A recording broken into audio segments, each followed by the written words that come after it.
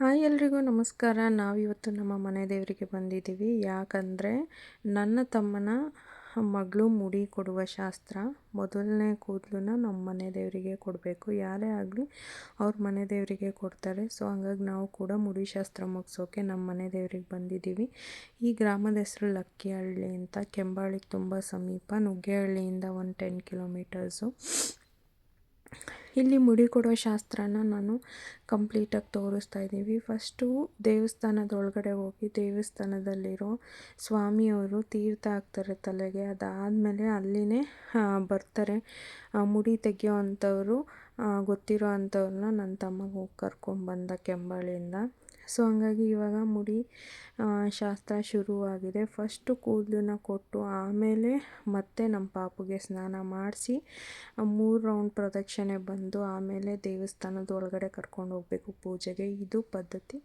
ಮತ್ತು ಮುಡಿ ತೆಗೆದವ್ರಿಗೆ ನಾವು ಅಕ್ಕಿ ಬೆಲ್ಲ ಮತ್ತು ನಮ್ಮ ಕೈಲಾದಷ್ಟು ದಕ್ಷಿಣೆ ಕೊಡಬೇಕು. ಇದು ನಾವು ಆವಾಗಲಿಂದನೂ ಮಾಡ್ಕೊಬಂದಿರೋ ಅಂಥ ಪದ್ಧತಿ. ಫಸ್ಟ್ ಟೈಮ್ ಮುಡಿ ತೆಗೆಸಿದಾಗ ಯಾವಾಗಲೂ ಮೊದಲನೇ ಮುಡಿ ಮನೆ ದೇವರಿಗೆ ಕೊಡಬೇಕು. ಮತ್ತು ಈ ದೇವಸ್ಥಾನದ ವಿಶೇಷತೆ ಏನು ಅಂದರೆ, ಇಲ್ಲಿ ಚಿಕ್ಕ ದೇವಸ್ಥಾನ ಅಂತ ಅನ್ನಿಸ್ಬೋದು, ಬಟ್ ಇದು ತುಂಬ ಪವರ್ಫುಲ್ ದೇವಸ್ಥಾನ.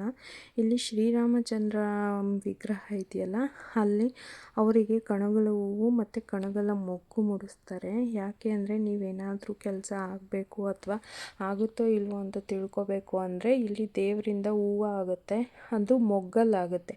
ಆ ಮೊಗ್ಗನ್ನ ಕಂಪ್ಲೀಟು ಮುಡಿಸಿರ್ತಾರೆ ಶ್ರೀರಾಮಚಂದ್ರ ಮೂರ್ತಿಗೆ. ಆ ಮೊಗ್ಗು ನೀಟಾಗಿ ನೀವು ಮುಂಚೆನೇ ಹೇಳಬೇಕು ನೀವು ಹೂ ಕೇಳ್ತೀರಾ ಅಂತ. ಆ ಮೊಗ್ಗುನೇ ಕಿತ್ಕೊಬಂದು ಮುಡಿಸ್ತಾರೆ. ಯಾಕೆಂದರೆ ಆ ಮೊಗ್ಗಲ್ಲೇ ನೀವು ಪ್ರಾರ್ಥಿಸ್ಕೊಂಡು ಕೈ ಕೊಡಬೇಕು, ಅದನ್ನೇ ಮುಡಿಸ್ತಾರೆ. ನೀವು ಕೇಳ್ಕೊಬೋದು, ನಿಮಗೆ ಕೆಲಸ ಆಗುತ್ತೆ ಅಂದರೆ ಬಲಭಾಗದಲ್ಲಿ ಹೂವಾಗಲಿ ಅಥವಾ ಇಂಥದ್ದೇ ಕೈಯಿಂದ ಅಥವಾ ಪಾದದಿಂದ ಎಲ್ಲಿಂದ ಹೂವಾಗಬೇಕು ದೇವ್ರದ್ದು ವಿಗ್ರಹದಿಂದ ಅಂತ ಕೇಳಿಕೊಂಡ್ರೆ ಅಲ್ಲಿಂದನೇ ಆಗುತ್ತೆ. ಏಕೆಂದರೆ ಇಲ್ಲಿ ನಾನು ಸುಮಾರು 5-6 ಸಲ ಹೂ ಕೇಳಿದ್ದೀನಿ, ನನಗಾಗಿದೆ, ಯಾವತ್ತೂ ಸುಳ್ಳಾಗಿಲ್ಲ. ಅಷ್ಟು ಪವರ್ಫುಲ್ ದೇವರು. ಖಂಡಿತ ಯಾರೆಲ್ಲ ನಿಮಗೆ ಏನಾದರೂ ಒಂದು ಒಳ್ಳೆ ಕೆಲಸ ಮಾಡ್ತಿದ್ದೀರಾ ಅದಾಗುತ್ತಾ ಇಲ್ವೋ ಅಂತ ತಿಳ್ಕೊಬೇಕು, ಯಾವ ಥರ ಹೋದರೆ ಕರೆಕ್ಟ್ ವೇ ಅಂತ, ನಿಮಗೊಂದು ಪಾಸಿಟಿವ್ ಡಿವೈನ್ ಎನರ್ಜಿದು ಒಂದು ಬ್ಲೆಸ್ಸಿಂಗ್ಸ್ ಬೇಕು ಅಂದರೆ ಖಂಡಿತ ಈ ದೇವಸ್ಥಾನಕ್ಕೆ ಬರ್ಬೋದು. ನೀವು ಲಕ್ಕಿಹಳ್ಳಿ ಅಂತ ಗ್ರಾಮ, ಚನ್ನರಾಯಪಟ್ಟಣ ತಾಲೂಕು. ಮತ್ತು ಈಗ ಮುಡಿ ಕೊಟ್ಟಾಯಿತು, ನಾವು ಒಳಗಡೆ ಎಲ್ಲ ಪೂಜೆಗೆ ನಾನು ಅಮ್ಮ ರೆಡಿ ಮಾಡ್ಕೋತಾ ಇದ್ವಿ. ಅವಳನ್ನ ಈಗ ನಾವು ಸ್ನಾನ ಮಾಡಿಸಿ ದೇವಸ್ಥಾನದ ಒಳಗಡೆ ಕರ್ಕೊಂಬರಬೇಕು. ಆಲ್ಮೋಸ್ಟ್ ಇವಾಗ ನೋಡ್ತಿದ್ದೀರಾ ಅವಳು ಸ್ನಾನ ಆಯಿತು. ಹೊಸ ಬಟ್ಟೆ, ಮುಡಿ ಕೊಟ್ಟಾದಮೇಲೆ ಮಕ್ಕಳಿಗೆ ಹೊಸ ಬಟ್ಟೆ ಹಾಕೋದು ಪದ್ಧತಿ. ಇವಾಗ ನನ್ನ ತಮ್ಮ ದೇವಸ್ಥಾನದೊಳಗಡೆ ನಮ್ಮ ಹೊನ್ನನ್ನ ಕರ್ಕೊಬರ್ತಿದ್ದಾನೆ. ಸ್ವಾಮಿಗಳು ಕೂಡ ಕಾಯ್ತಾಯಿದ್ರು. ಫಸ್ಟು ಅವಳಿಗೆ ಏನು ರಾಮಚಂದ್ರ ಅವ್ರದ್ದು ಭಂಡಾರ ಇರುತ್ತೆ ಅದನ್ನು ಇಡ್ತಾರೆ.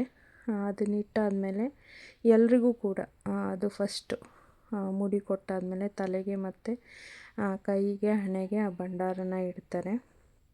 ಅವಳು ತುಂಬ ಅಳ್ತಾ ಇದ್ಲು ಪಾಪ. ಅದಾದಮೇಲೆ ನಾವು ಫಸ್ಟು ಮುಡಿ ಕೊಟ್ಟು ಒಳಗಡೆ ಕರ್ಕೊಬಂದಮೇಲೆ ಗಂಧದ ಕಡ್ಡಿ ಕೊಡ್ತಾರೆ. ಊದುಗಡ್ಡಿ ಕೊಟ್ಟಮೇಲೆ 3 ಸಲ ದೇವಸ್ಥಾನನ ಪ್ರದಕ್ಷಿಣೆ ಮಾಡಬೇಕು. ಪಾಪು ಜೊತೆ ಎಲ್ಲರೂ ಪ್ರದಕ್ಷಿಣೆ ಮಾಡಿದ್ಮೇಲೆ ದೇವರಿಗೆ ನಮಸ್ಕಾರ ಮಾಡಿಕೊಂಡು ಮತ್ತೆ ಒಳಗಡೆ ಬರಬೇಕು. ಇವಾಗ ಆಲ್ಮೋಸ್ಟ್ ಎಲ್ಲ ಪೂಜೆಗೆ ರೆಡಿಯಾಗಿ ಪೂಜೆನೂ ಆಯಿತು ಅಲ್ಲಿ. ಮತ್ತು ಪಕ್ಕದಲ್ಲಿ ಹುಚ್ಚಮ್ಮ ದೇವರು ಮತ್ತು ಆ ಕಡೆ ಲಕ್ಕಮ್ಮ ದೇವರಿಗೂ ನಾವು ಪೂಜೆ ಮಾಡಿಸಿದ್ವಿ. ಏಕೆಂದರೆ ನಾವು ಮನೆ ದೇವ್ರಿಗೆ ಬಂದ ಎಲ್ಲ ದೇವರನ್ನು ಪೂಜೆ ಮಾಡಿಸೋ ಅಂಥದ್ದು ಪದ್ಧತಿ, ಹಣ್ಣು ಕಾಯಿ ನೀಡೋ ಅಂಥ ಪದ್ಧತಿ. ಸೊ ಪೂಜೆ ಎಲ್ಲ ಆಗಿ ನಾವು ಸ್ವೀಟ್ಸ್ನೆಲ್ಲ ಎಲ್ರಿಗೂ ಹಂಚಿದ್ವಿ ಫಸ್ಟು ದೇವಸ್ಥಾನದಲ್ಲಿ. ಆಮೇಲೆ ಸ್ವಲ್ಪ ಮಕ್ಕಳಿಗೆ ಚೇಂಜ್ ಇರಲಿ ಅಂತ ಎತ್ತಿನ ಗಾಡಿ ಮೇಲೆ ಕೂರಿಸಿದ್ವಿ. ಇಲ್ಲಿ ನೋಡಿ, ಇಲ್ಲಿ ವಿಶೇಷತೆ ಏನು ಅಂದರೆ ಲಕ್ಕಮ್ಮ ದೇವಿ ತೊಟ್ಲಲ್ಲಿರೋದು. ತೊಟ್ಲಿನ ರೂಪದಲ್ಲೇ ಪೂಜೆ ಮಾಡೋದು. ತುಂಬ ಪವರ್ಫುಲ್ ದೇವರು. ಮದುವೆ ಆಗಬೇಕು ಅಥವಾ ಮಕ್ಕಳಾಗಬೇಕು ಅಂದರೆ ಖಂಡಿತ ಬಂದು ನೀವು ಇಲ್ಲಿ ಹರಸ್ಕೊಬೋದು.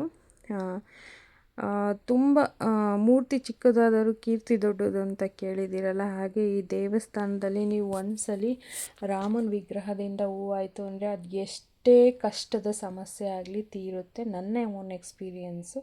Thank you.